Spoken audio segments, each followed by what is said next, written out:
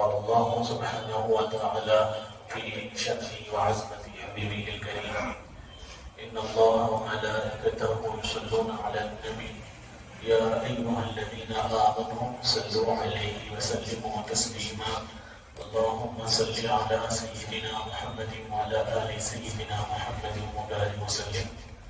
محترم و معزز حاضرین و سامعین اکرام، السلام علیکم ورحمۃ اللہ وبرکاتہ.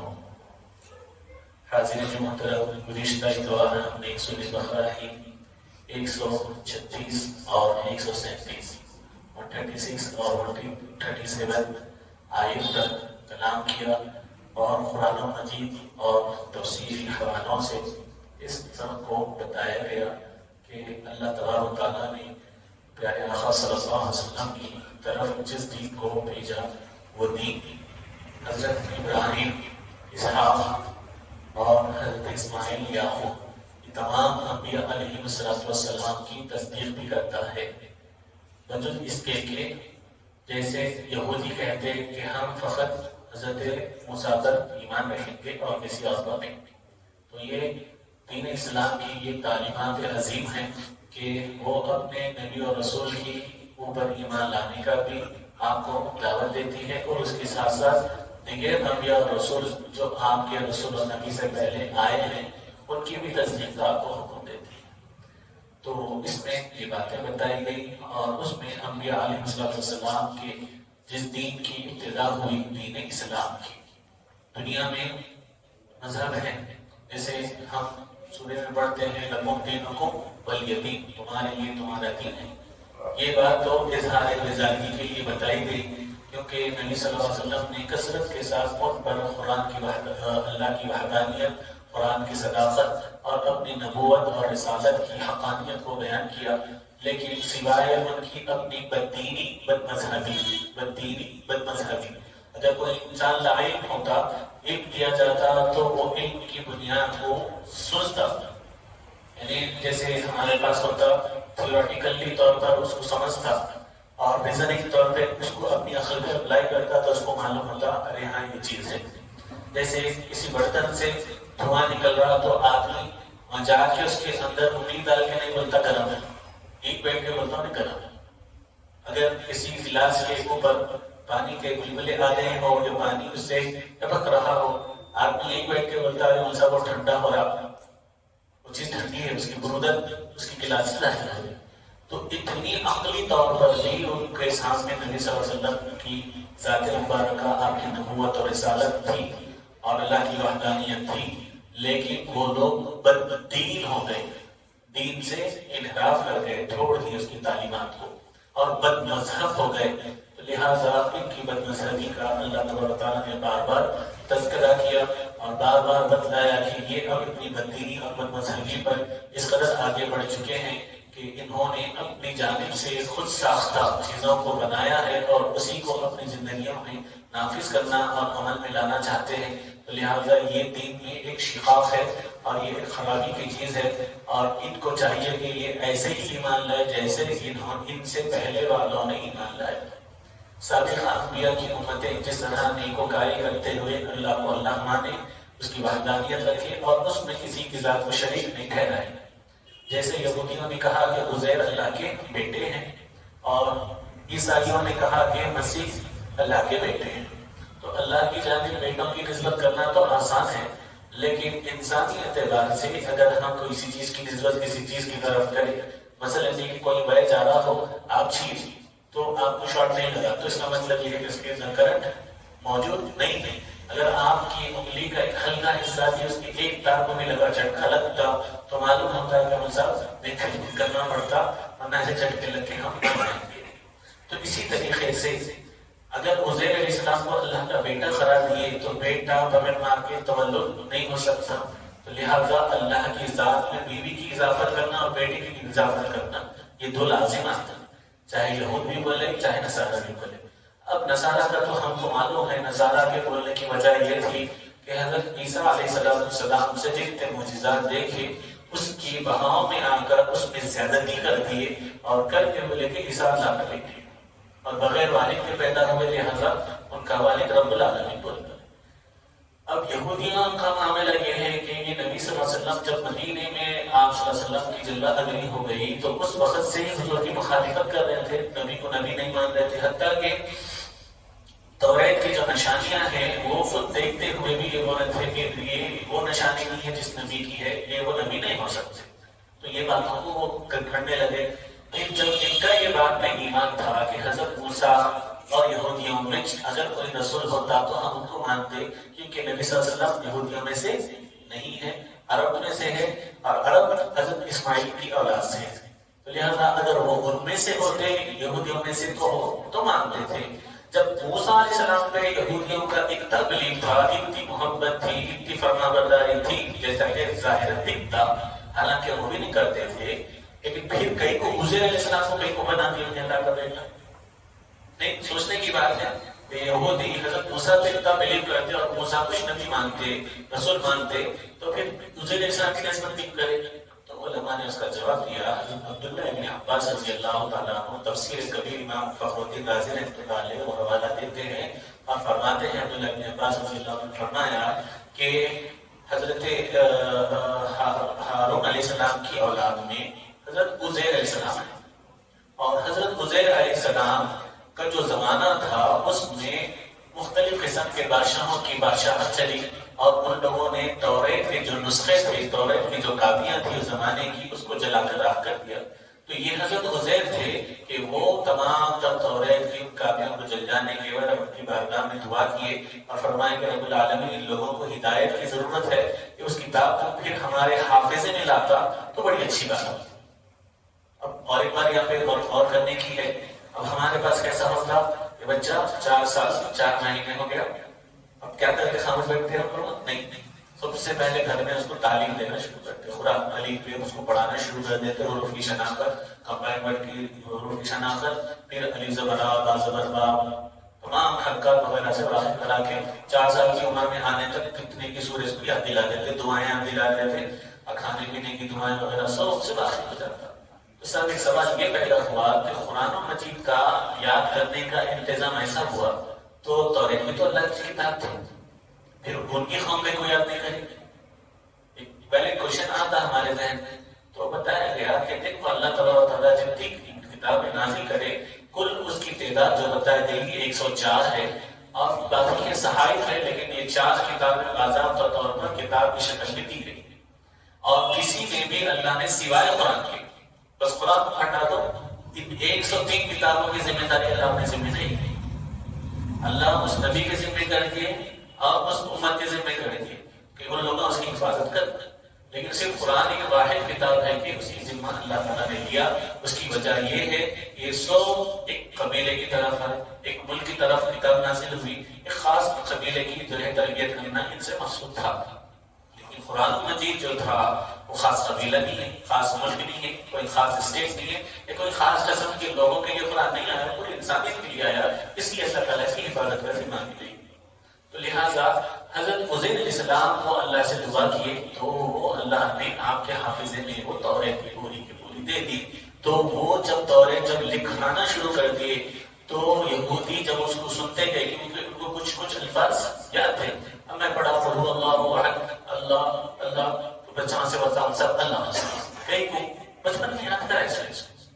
تو یہودیاں بھی اس کی توریت کو پڑھ چکے تھے، تو وہ لوگ جیسے ہی حضور علیہ السلام اس کو ڈکٹیٹ کروائے لکھوائے تو فوری بولے گا یہ تو وہی ہے جیسے ہے. تو اس کے بہاؤ میں آ کے اس قدر آگے بڑھ گئے کہ ان کو اپنا جو ہے اللہ کا بیٹا بناتا ہے. اور یہ بھی بات بتائی گئی پورے یہودی ایسا نہیں کرے گا، فقط یہودیوں میں خاص جماعت تھی انہوں بولے کہ حضور علیہ السلام اللہ کے بیٹے. پورے یہودی اس کے جو ہے اعتراف نہیں کرے، اس کو ایکسپٹ نہیں کرے. کچھ یہودیوں میں سے ایک اس کا طبقہ ہوا. اب ہم مسلمان اب آپ دیکھتے ہیں حضرت آدم علیہ السلام کے زمانے میں ان کے اپنے معجزے ہیں، حضرت یوسف کے اپنے معجزے ہیں، حضرت موسیٰ کے معجزے ہیں، حضرت عیسیٰ کے معجزے ہیں. جتنے انبیاء اور رسول دنیا میں تشریف لائے سب کے معجزے ہیں اور نبی پاک صلی اللہ علیہ وسلم کے معجزے ہیں.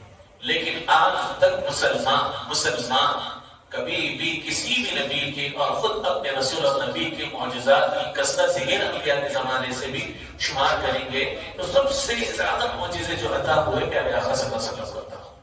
لیکن آج تک کوئی مسلمان اس معجزوں پر ایمان لایا مگر اللہ کے نبی کو اللہ کی ذات میں شریک نہیں ہے. کیوں؟ یہ اہل ایمان کی بندھی ہے. جیسے ہم پیدا ہوئے تو ہم کیا کیے؟ اذان کی اقامت بولے، نام بول کے شہر گٹھی میں آپ کے ایمان میں یہ دیا گیا کہ تم اللہ تو شرک باللہ، اللہ کی ذات میں شرک نہیں کرنا. نبی صلی اللہ علیہ وسلم کی جتنی فضیلتیں اللہ کی جانب سے عطا کی گئی ہے، ایمان رکھو، دل و جان سے مانو، مگر اللہ کے خانے میں نبی صلی اللہ علیہ وسلم کو ملانا نہیں، اور نبی اکرم صلی اللہ علیہ وسلم کی ذات کو سب سے نیچے بھی نہیں کرے. جیسا اللہ فضیلت دیے ویسی نبی صلی اللہ علیہ وسلم کی فضیلت، اہمیت، رتبے، عظمت، شان کو ماننا اور اللہ کی ذات میں ان کو شریک بھی نہیں ٹھہرانا.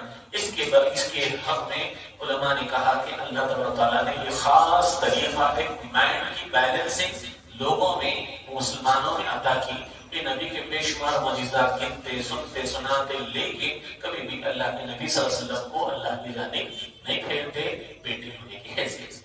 یہ خصوصیت ہے اس امت کی. کیوں؟ یہ امت کو ہمیشہ نگہبانی کے لیے، نگرانی کے لیے قرآن مجید ہے. اور قرآن مجید نے کھلا کھلا آپ کے سامنے دونوں راستے بیان کر دیے کہ نبی ہے، نبی کی یہ ڈیوٹیز ہے، نبی کا معاملہ یہ ہے، نبی کی صداقت، امانت، ان کی شجاعت، ہر چیز کا بیان ہے. تو لہٰذا حاضرین و سامعین کہ یہ اہل یہود اس طریقے سے کرتے تھے اور اس طریقے سے وہ اپنے دین کو ہی سب سے اچھا دین مانتے ہیں. پھر ایک اور ایک اہم مطلب تاریخی حیثیت سے آپ نئی جگہ پہ جا کے آپ یہ اتنا مزہ لگا، پرانے ملک میں جمعرات بازار لگتا، وہاں جا کے ایپل فون خریدتے ہیں، آپ بولتے ہیں کہ یہ خلق کا تقاضا نہیں ہوتا.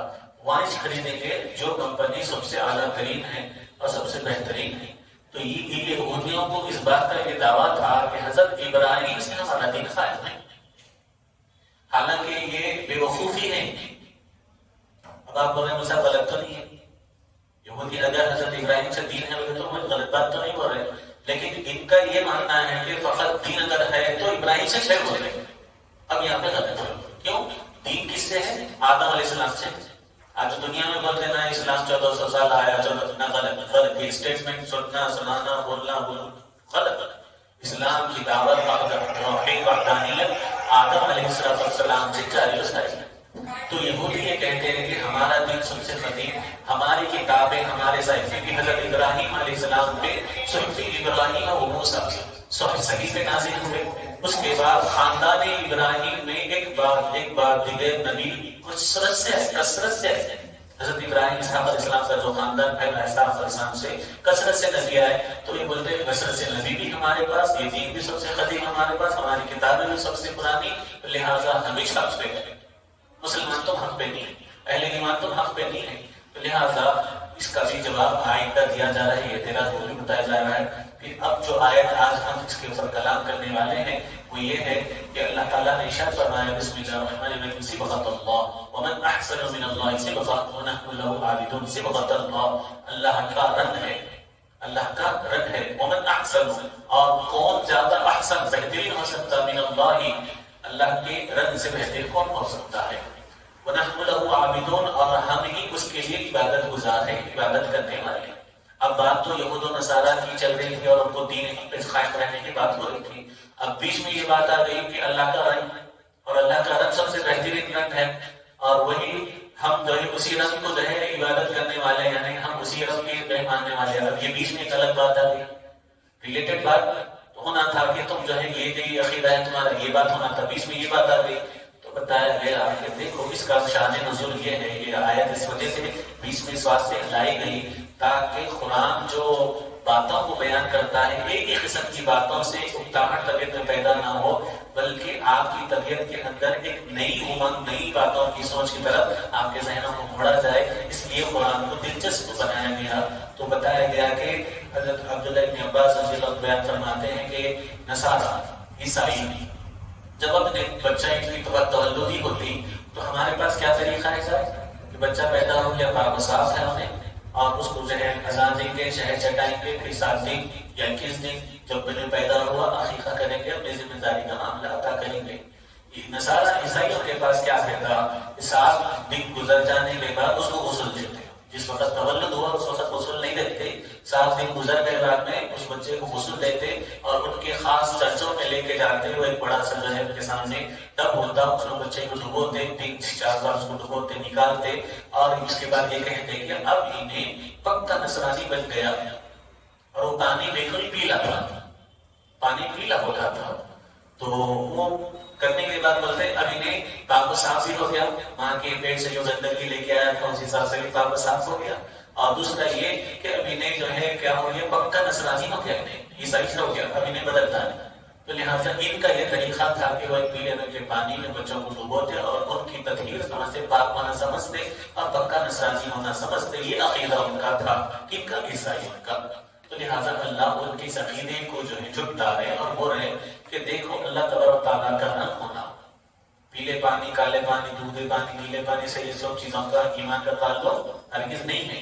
آپ کے جسم پہ اعلیٰ قسم کا کپڑا ہے تو آپ کا ایمان سب سے مضبوط سمجھا جائے گا، یہ ہرگز نہیں ہو سکتا۔ لہٰذا اللہ اس کی تردید کر رہے ہیں اور بول رہے ہیں صفت اللہ، رنگ تو اللہ کے شرف ہے۔ تو علماء نے اس کی تفسیر بیان کی بھی، رنگ بولے تو کون سا رنگ؟ جیسے بعض ہمارے مشائخین اور درگاہ کے حضرات ہوتے، کوئی پیلا رنگ لیتا، کوئی زعفرانی رنگ لیتا، کوئی فلاں رنگ، کوئی فلاں رنگ، ایسا رنگ مراد ہے کیا؟ تو بولے نہیں، ایسا رنگ مراد نہیں ہے، بلکہ صرف رنگ کئی سو بنتے، جیسا رنگ کیا کرتے آپ کپڑے کو رنگ میں رنگتے، تو کپڑے کا کوئی دھاگا بغیر اس رنگ سے ملے بغیر رہ سکتا کیا؟ نہیں رہ سکتا۔ ویسے ہی اللہ تبارک تعالیٰ نے صرف سے کیا بات مراد لی اور یہ بتایا کہ جب دیندار پر ایماندار پر ایمان کا رنگ چڑھ جاتا تو ایماندار پر، اور اس کا ظاہر اور باطن وہی ہو جاتا، کس کے لیے؟ اللہ کے سپرد ہو جاتا۔ تو ایک معنی اس کا یہ بیان ہے، بتایا گیا کہ ایک اہل ایمان پر ایمان کا رنگ چڑھ جانا، یعنی تعلیمات قرآنی، تعلیمات نبوی صلی اللہ علیہ وسلم اس پہ چڑھ جانا، ایک معنی اس کا مراد دیا گیا۔ پھر دوسرا معنی مراد لیا گیا کہ یہ اس سے مراد دین اسلام ہے، دنیا میں بے حد دین ہے اور آج بھی دنیا نئے نئے دین قائم کرتے چلے جا رہے ہیں، لیکن ان دین عند اللہ اسلام، اللہ تعالیٰ نے بتلا دیا کہ اسلام کے سوا کچھ نہیں ہو سکتا۔ اب جیسے میں ابتدا میں بولا لکم دینکم ولی دین، تمہارے لیے تمہارا دین ہے، ہمارے لیے ہمارا دین ہے۔ اب ان کے دین کو بھی دینی قرآن جو ہے نوٹ کرانا سر، قرآن کا اسٹیٹمنٹ کیا ہے؟ ہمارے لیے ہمارا دین، تو ہم لوگ مسلمان بولیں گے ہم لوگ تو اسلام کا قائم ہے، اور تمہارے لیے تمہارا دین، لہذا قرآن کا اسٹیٹمنٹ تو یہ ٹرو دکھ رہا کہ ہمارے لیے ہمارا دین ہے تو ہمارا دین بھی حق ہے، اور تمہارے لیے تمہارا دین، بولے تم وہاں پہ انکار تو نہیں ہو رہا، لکم دینکم ولی دین، آپ کا بھی دین ہے ہمارا بھی دین ہے، دو بات ہو رہی، ہمارا دین ہی حق ہے تمہارا دین غلط ہے، یہ بولتا تو قرآن کا اسٹیٹمنٹ ہم بولتے کہ ہمارا دین حق ہے ان کا دین غلط ہے، وہاں پہ بھی دین بول رہے ہیں، تو یہاں پہ بھی دیندار ہے، یہاں پہ دین دونوں میں اکول ہو گیا، تو پھر یہ صحیح کہیں کو وہ غلط کہیں کو، اور وہ غلط کہیں کو یہ صحیح کہیں کو، سوال پیدا ہوتا۔ تو بتایا گیا کہ دیکھو اللہ تبارک تعالیٰ نے قرآن مجید میں ایک آیت میں دین عند الاسلام قائم کری اور کہا کہ دین کو دنیا میں لوگ کتنے بھی آئیں گے، سوچیں گے، فکریں گے، لٹریچر کریں گے، کیا تو نہیں کریں گے، نیا دین لائیں گے، لیکن دین اللہ کے پاس اسلامی ہے۔ پھر دوسری آیت نازل کر کے اللہ تعالیٰ وَمَن يَبْتَغِ غَيْرَ الْإِسْلَامِ دِينًا، کوئی بھی اسلام کے علاوہ کسی اور دین کو طلب کرے گا فَلَن يُقْبَلَ مِنْهُ، اللہ اس کو قبول نہیں کرتا۔ تو صبغت اللہ سے اللہ کا رنگ کیا مراد ہے؟ ایماندار پر ایمان کا نور چڑھ جانا، دوسرا معنی دین اسلام اس کے اوپر غالب آ جانا۔ پھر اور ایک بات بتلائی گئی جو حدیث مبارک میں اس کی جو ہے دلالت ملتی ہے، وہ ہے فطرت دین۔ ترمذی شریف میں پیارے آقا صلی اللہ علیہ وسلم کا یہ فرمان عالی شان ہے کہ اللہ تبارک تعالیٰ نے انسانیت کی جو فطرت میں دین رکھا ہے وہ دین اسلام سے رکھا۔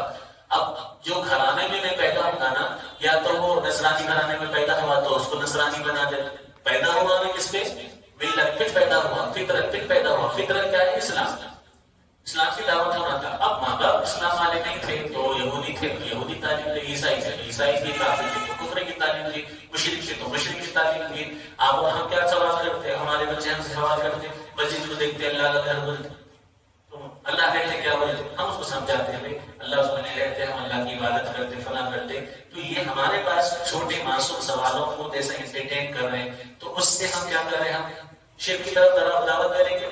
نہیں دے رہے، بلکہ وحدانیت الہی کی طرف دعوت دے رہے ہیں۔ تو فطرت صبغت اللہ سے مراد ہمارے معنی لیا گیا ہے فطرت۔ فطرت کیا ہے؟ دین اسلام۔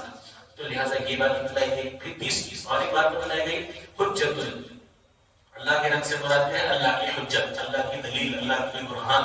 اللہ تبارک تعالیٰ محبوب کی خالق نہیں ہوا، اللہ اسٹیٹمنٹ دیتے نہیں بولے بلکہ پورا کیا بولنا چاہیے، اگر وہ ہندی زبان میں بولتے برہمان کی سسٹری کرتا، کریٹر آف دا ورلڈ، تو اللہ تعالیٰ نے کریٹر کر کے بتا دیا کہ تم میرے کو پہچان رہے، اگر لٹریچر سے بھی نہیں سمجھ رہے، اس نشانی سے بھی نہیں سمجھ رہے، تو پھر آفاق ذرا نظر کرو، دیکھو آسمان کو دیکھو، بغیر عمل ترونا، آپ کی مسجد، آپ کے محلے، آپ کے محل، دنیا کیا کرتے کر لو، لیکن تمہارا کو عمارت بنانے کے لیے اس کا فاؤنڈیشن ڈالنے پڑتا، پلر دینے پڑتا، لیکن بغیر عمل ترونا، آسمان کو بغیر پلر کے اللہ کھڑا ہے، تو اللہ تعالیٰ وہ بھی نشانی دے دیا، یا نہیں مان رہے ہمیں، یہ بات کو نہیں سمجھ رہے، ذرا غور و فکر کرو، دیکھو اور اپنی عقل کو دخل مت دو، اس کے اندر سوچو اللہ تعالیٰ کیسا پیدا کرنے والا ہے، لہٰذا حجت اللہ مراد ہے، سوا اللہ کے رنگ سے سنت اللہ مراد ہے، یعنی اللہ کی سنت یہ ہے کہ اللہ تعالیٰ نیکوکاروں کو کہ نیکوکاری کا بدلہ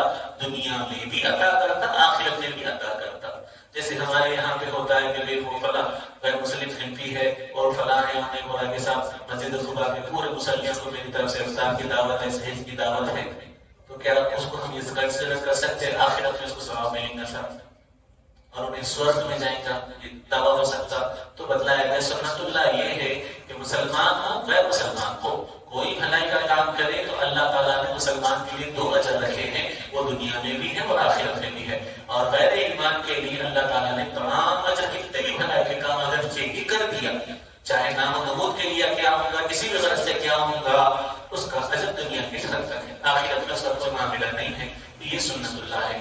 یہاں سے مراد سے مراد اللہ کے رنگ سے کالا پیلا یہ رنگ مراد نہیں ہے، دین اسلام مراد ہے، اور اللہ کی حجت اور دلیل مراد ہے، فطرت دین مراد ہے، اور اللہ تعالیٰ فرماتے ہیں وَمَنْ أَحْسَنُ مِنَ اللَّهِ صِفَةً، اور کیسا وہ بہترین رنگ ہے اللہ کی جانب سے عطا کرتا ہے، یعنی دین کیسا بہترین، دنیا کے دین مذہبوں میں چلے جائے تو آپ بھی صبح میں فجر میں اٹھتے، غیر مسلم بھی فجر میں اٹھتا، آپ میں فرق یہ ہے کہ آپ طہارت سے فارغ ہوتے اور چند لوٹے پانی بہا کر اپنے آپ کو وضو سے مطہر اور پاک کرتے اور اللہ اکبر تکبیر کے ساتھ اللہ کی ابدیت میں شامل ہوتا، دیگر بھی اٹھتا اور وہ ڈبکی لگاتا اپنی پاک اور مقدس پانیوں میں، اور وہ لوٹتے لوٹتے لوٹتے لوٹتے اپنے ہاتھوں سے تراشی درختوں کے سامنے اپنے خدا کے سامنے کھڑا ہوتا، تو آپ دیکھیے وہاں جو مشقت ہے یہاں آسانی، وہاں کی مشقت وہاں کی پریشانی ہے اور یہاں آپ کے لیے آسانی ہے، آپ بولے ارے صاحب ٹھنڈ کا زمانہ ہے، نیمو سکرا آسانی ہے، ارے نیمو سکرا صاحب پیٹ میں جو ہے فلاں درد ہے، بیٹھ کے کرسی، تو اللہ تبارک تعالیٰ نے دیگر مذہبوں میں جو جو مشیتیں ہیں، جو جو تکالیف ہے، جو معاملے ہیں، جو خود ساختہ ہے، اگر رب کی جانب کے بنایا ہوا ہوتا تو تمام انسانوں کے لیے آسانی کا معاملہ ہوتا ہے، ایک باپ اپنی اولاد کے لیے تنگی پیدا کرتا ہے، ارے بھی تو یہ گھر اٹھا پٹک کر آتا ہوں تو کھانا تو جاؤں، انہیں سنے تو رب کو سنے سباب کا کام تو کھلانے سے، انہیں پڑھے تو رب کو پڑھے تو باب کا کام تو پڑھانے سے، تو رب العالمین اس پوری دنیا کو چلا رہا ہے، انسانیت کو عطا کرا، تو رب کیسا دین دے گا، سب سے بہترین دے گا، اور وہ دین آپ کی میرے ذہنی اور میری اور آپ کی جسمانی تمام ضرورتوں کا خیال ہے، بغیر اس میں کچھ بھی نہیں ہے، ایک انسان اگر آپ اور میں کسی خوشی اور محبت میں آگے بولے نہیں میں شوق داؤدی رکھتا ہوں ساتھ لگاتار روزے ہیں تو دیکھو نہیں رہ سکتے ساتھ، فطرت اللہ تعالیٰ یہ بنائے کہ ایک دن کھا لو دوسرے دن روزہ رہو، یہ آسان ہے تمہارے، اور آج مخالفت آج ہم لوگ کیا کر رہے ہیں، اب آپ نے کوئی بولیے روزہ رکھنے میں کوئی مخالفت ہے کیا، روزہ رکھنے میں کوئی مخالفت ہے، میں بول رہا ہوں مخالفت ہے، ابھی کنٹروورشل بات نہیں ہے کہ اس کے اوپر بڑا ہنگامہ آ رہی ہو، روزے میں مخالفت کا معنی یہ ہے کہ حبیب مکرم صلی اللہ علیہ وسلم جو مدینے میں تشریف لائے 10 محرم کا دن تھا، یہودی اپنے قبیلوں میں کھیل تماشے اور عید کے جیسا تہوار منائے، تو بولے کہ کیا یہ کیا معاملہ ہے، کوئی دعوت ہے کیا ہے، تو بولے کہ 10 محرم کو ہم کو فرعون کے جو ہے عذاب سے نجات ملی، موسیٰ علیہ السلام نجات دلایا اور ہم کو پار کرا، اس واسطے ہم اس دن کو سیلیبریٹ کر رہے ہیں، روزہ رکھا، تو پیارے آقا صلی اللہ علیہ وسلم نے کہا تو یہ تو ہم تو زیادہ حقدار ہیں اس کے، ہم رہنا ہے، تو صحابہ کو حکم ہوا روزے رکھو، تو حضور صلی اللہ علیہ وسلم نے کہا کہ ان کی مخالفت کرو، روزے میں ان کی مخالفت کرو، یہ لوگ خالی 10 کچھ رہے، تم ان کی مخالفت میں 9-10 رہو یا 10 زیادہ کرو، کہیں کو ایک دن رہیں گے تو ان کے مشابہت ہو جاتی ہے، بلکہ ہم کیسا کریں تم بھی وسیع کر رہے نا، تو آپ ذرا اس بات کو غور و فکر کریے، روزہ اللہ کے لیے انسان کے لیے، لیکن پیارے آقا صلی اللہ علیہ وسلم نے اس کی نسبت یہودیوں کی طرف ہونے کی وجہ سے اس کی مخالفت کا حکم دیا. ہمارے مسلمانوں کو کیا ہوا؟ پتنگ دوسروں کی علامت ہے، بھگنا ہے. کیا طریقہ ہے؟ باجا بجانا، تاشے بجانا کس کا طریقہ ہے؟ اسلام کا طریقہ ہے. صحابہ سے حضور یہ ہے کہ نماز کو بجانا ہے، کیا کریں گے؟ پیارے آقا صلی اللہ علیہ وسلم کیا نہیں معلوم ہے، سب معلوم ہے. پھر بھی مجلس مشاورت بٹھائے حضور، مشورہ دو کیا کیا کریں گے. تو ایک صحابی بولے کہ بھئی یا رسول اللہ صلی اللہ علیہ وسلم ایسا کریں گے کہ ہم جو ہے آگ جلائیں گے. تو بولے یہ طریقہ اچھا نہیں دکھ رہا، کیونکہ یہ آگ کی برس سے زورسٹینس آگ جلاتے ہیں، ان کی مشابہت ہو جاتی ہے. کس کے واسطے بتائیے؟ نماز کو بلانے کے واسطے یہ آئیڈیاز انفیکشن لے رہے ہیں. حضور صلی اللہ علیہ وسلم اس میں بھی صحابہ کے مشوروں کو دیکھتے ہیں تو نسبت بتا رہے ہیں کہ یہ زورسٹینس کی علامت ہے. وہ نہ کرتے یہ آگ جلانے والے، اس کی پرستش کرنے والے آپ نہیں کر سکتے. تو ایک صحابی نے عرض کی یا رسول اللہ ایک بڑی پھولکی بجائیں گے اور بڑی کمفرٹ بجائیں گے تاکہ لوگ نماز کے لیے آ جائے. تو حضور نے کہا یہ تو نصارہ کا طریقہ ہے، عیسائیوں کا طریقہ ہے، انہوں کا بجاتے لوگ اس کی بھی مخالفت. تو حاضرین و سامعین، پیارے آقا صلی اللہ علیہ وسلم نفس عبادت جس میں اللہ کی وحدانیت شریک ہے. رسول پاک صلی اللہ علیہ وسلم میرے لیے روزہ رکھنا نہیں کرنا ہے، میرے لیے نماز پڑھنا نہیں کرنا ہے. خود حضور پاک صلی اللہ علیہ وسلم کی نمازوں کی حالت، آپ کے روزے کی حالت کا معاملہ ہے کچھ اور. لیکن اس میں بھی پیارے آقا صلی اللہ علیہ وسلم نے یہود اور نصارہ اور مشرکین کی ہماروں کو مخالفت سکھائی. آج مسلم معاشرہ کس کی مخالفت کر رہا اور کس کی مطابقت کر رہا، یہ خود اپنے اعمال سے ظاہر ہے. بظاہر دیکھنے میں وہ کفر میں ہے، بظاہر دیکھنے میں وہ یہودیت میں ہے، بظاہر دیکھنے میں وہ عیسائیت میں ہے، لیکن طور طریقے میں ہم لوگ اپنا ہے. لہذا حاضرین، یہ بڑے خطرناک جو ہے لمحے اور وقت میں گزر رہے ہیں، اور اس میں آپ کی ہم تمام کی رسپانسبلٹی اور بھی زیادہ بڑھ جاتی ہے کہ ایسے اتنے وقت کے اندر آپ تمام کو یہ بات جو ہے کبھی بھی خواہش نہیں ہونی چاہیے کہ ساتھ یہ حالت بدلیں گے، ایک بارش ہوگی، آسمان سے کوئی اور ایک جو ہے نبی اور رسول آئیں گا اور انہیں حالت بدلیں گا. ہرگز نہیں ہونے والا جب تک کہ آپ خود قرآن سے اور سیرت النبی صلی اللہ علیہ وسلم سے، حدیث مبارکہ سے اپنی زندگیوں کا نیا انقلاب نہیں لائیں گے اور اپنی نسلوں میں اس انقلاب کو برپا نہیں کریں گے تو وہ نہیں ہو سکتا. تو اللہ تعالیٰ نے کہا کہ ہم اس رب کو دیے، اس دین کو دیے جو فطرت کے مطابق ہے، انسانی تقاضوں کے مطابق ہے. لہذا یہی سب سے بہترین ڈر ہے، اور دنیا میں جتنے مذاہب ہے وہ تمام کے تمام باطل ہے، اور تمام کے تمام عقیدے وہ سب باطل ہے. اسی لیے مسلمان کیا کہہ رہے ہیں؟ وَنَحْنُ لَهُ عَابِدُونَ، اور ہم اسی کے لیے کیا ہے؟ عبادت کرنے والے ہیں. کیونکہ رب تبارک و تعالیٰ کا جو حکم ہے سوائے اس میں نفع کے اور کچھ بھی نہیں، سوائے اس کی پرستش میں اور کچھ بھی نہیں ہے. لہذا بتلایا گیا کہ اللہ تبارک و تعالیٰ نے آپ کے لیے ایسی عبادت ہو اور ایسے معاملے کو پسند فرمایا کہ انسان اپنے دل کو خالص کر لینا. اخلاص بولتے نا، میں اخلاص ہے. اخلاص کس کو بولتے ہیں؟ یعنی اخلاص یہ کہ آپ کے دل میں جو انٹینشن ہے نا، مائنڈ میں جو انٹینشن ہے نا، اس کو ریاکاری، دکھاوے کی، ملاوٹ سے پاک رکھنا، وہ ہے آپ کا پیورٹی. اور وہ آپ پیورٹی کہاں سے ملیں گے؟ آپ کو آپ کے دل کی صفائی کہاں سے ملیں گے؟ آپ کو وہ دل کی صفائی نبی کرم صلی اللہ علیہ وسلم کی سیرت سے. کیونکہ اللہ تعالیٰ نے آپ کی کام کو بھی بتا دیا، وَعَلِّمُهُمُ الْكِتَابَ وَالْحِكْمَةَ وَيُزَكِّيهِمْ، کتاب کو بھی سکھاتے تھے علیہ السلام، حکمت کی بھی تعلیم دیتے. وَيُزَكِّيهِمْ، زکا یزکی، دلوں کو پاک و صاف بھی کرتے. اسی سے زکات ہے. زکات کیا کرتا؟ آپ کا جو مال ہے نا، جیسے آپ زکات دیتے وہ مال آپ کا صاف ہو جاتا ہے، اس کی اندر کی نحوست، اس کے اندر کی خرابی دور ہو جاتی. تو زکا یزکی، قد افلح من تزکا، قد افلح من زکاہا.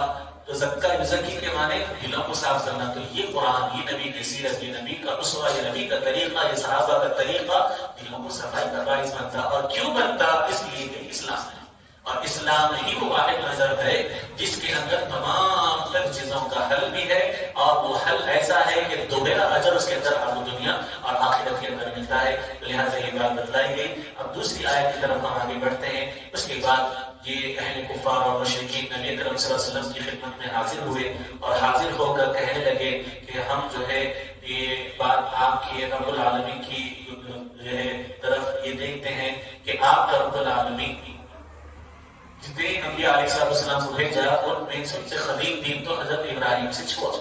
تو لہٰذا اے نبی صلی اللہ علیہ وسلم، آپ ہی اپنی قوم کو یہ کہیے کہ یا تو وہ یہودی بن جائے، اور نصرانی بنتے تھے کہ تم نصرانی بن جاؤ، کام آ جاتے ہیں.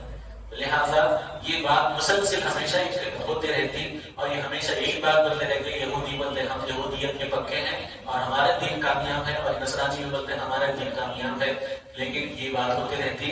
اللہ تعالیٰ ان کی تردید کر رہے ہیں. تو یہ شان نزول ہے حضور کے پاس آ کر یہ بات کو پیش کرے. تو اللہ تعالیٰ نے پھر دوسری آیت نازل فرمائی 139 سورہ بقرہ کی. قل اے حبیب پاک صلی اللہ علیہ وسلم قل کہہ دیجیے اتحاجونا کیا تم جھگڑا کرتے ہو؟ اب کیا تحاجونا تم ہمارے درمیان میں جھگڑا کرتے ہو کس کے بارے میں؟ فی اللہ اللہ کے بارے میں. وہ ربنا وہ ہمارا پروردگار ہے. اب اس کو یہ جو آیت آئی ہے اس کو ذرا غور سے سنیے آپ. اس کے اندر ایک اعتراض پیدا ہوتا وہ ربنا وہ رب العالمین ہمارا پروردگار ہے، وہ رب اور تمہارا پروردگار. جیسے لکم دینکم بولے ہمارے یہ ہمارا دین ہے، تمہارے یہ تمہارا دین. تو دین کی بھی نسبت دونوں کی طرف برابر ہوگی. اور ربنا و ربکم میرا بھی تمہارا رب دونوں سے وہ اللہ سے بولا نا اعمالنا اور ہمارے لیے ہمارے اعمال ہیں، ولکم اعمالکم اور تمہارے لیے تمہارے اعمال ہیں. ونحن له مخلصون اور ہم لہو اس پروردگار کے لیے مخلصون اخلاص نیت کے ساتھ عبادت کرنے والے ہیں. تو اب اس کے اندر یہ بات پیدا ہوئی کہ ہمیشہ یہود و نصارہ کا جھگڑا اللہ کی وحدانیت، دین کے استقامت، دین کے اعمال اور طریقہ نبوی صلی اللہ علیہ وسلم پر ہمیشہ یہ جھگڑا رہا اور ہمیشہ اس بارے میں جھگڑوں کا ایک سلسلہ جاری رہتا رہا. تو اللہ تبارک تعالیٰ نے اس کا اعتراض کا بھی جواب قرآن مجید میں نازل کر کے تمام امت کے لیے جواب دے دیا کہ ان کے یہ بے تک کے اعتراضات فقط پیارے آقا صلی اللہ علیہ وسلم کے عہد مبارک کا دی ہے. اس وقت جواب دے رہے ہو جائے کیا اس کا کوئی نہیں پوچھنا. آج بھی لوگ وہی آج بھی وہی ہے، بس طریقہ الگ ہے. زبان ان کی نہیں، خیال ان کا ہے. بولنے والی زبان تمہارے اپنے درمیان ایکس مسلم کے طور پہ، ایتھسٹ کے طور پہ بول رہا انہیں، بدنام ہو رہا انہیں، لیکن خیال تصور جس کا ہے وہ ان کا انجیکٹ کیا ہوا. تو لہٰذا آج بھی تمہارے درمیان ایسے یہودی اور ایسے نصرانی فکر و سوچ کے لوگ نام اور شخصیت، رنگ اور مذہب بدل کے تمہارے سامنے بیٹھیں گے، لیکن جواب تو وہی ہے جو اس وقت دیا گیا اور ہمیشہ جواب یہی رہے گا. تو لہٰذا قرآن مجید نے کہہ دیا تم جھگڑا کرتے ہو اللہ کے بارے میں، وہ تو ہمارا بھی پروردگار ہے اور تمہارا بھی پروردگار ہے. اس میں کوئی جھگڑا نہیں رب ہونے کے اعتبار سے. تو ایک اعتراض یہ ہوا کہ دیکھو صاحب قرآن کو رہا کہ رب ہونا ہمارا رب اور تمہارا رب. جب رب دونوں کا ایک ہی ہے تو پھر خواہ مختلف ایک ہو گئے. پورے انبیاء علیہ السلام آئے تو کس کی دعوت دی؟ ایک اللہ وحدہ لا شریک اور ہر ہمیشہ دنیا سے رخصت ہو رہے تو کیا دعوت دی ہے، کیا وصیت کی اپنی اولاد کو؟ اللہ تو شریک باللہ ولا تتبعوا خطوات الشیطان کہ اللہ کے ذات کے ساتھ کسی کو شریک بھی نہیں کرنا اور شیطان کے خطووں پہ بھی نہیں چلنا. حضرت ابراہیم علیہ السلام بلایا اپنی اولاد کو اپنوں کو بولے کہ وہاں تو مسلمان ہی رہنا، کتاب فرما برداری میں رہنا. حضرت یعقوب کی حضرات یعقوب الموت جب ان کے پر موت کا معاملہ آیا تو وہ بھی اپنے بچوں کو بولے استقامت دین رکھنا بیٹے، اس کے علاوہ کوئی راستہ نہیں ہے. تو پورے بیٹے بولے ہاں بالکل بابا جانا اسی کو خیال نہیں ہے. تو پھر یہاں پہ جب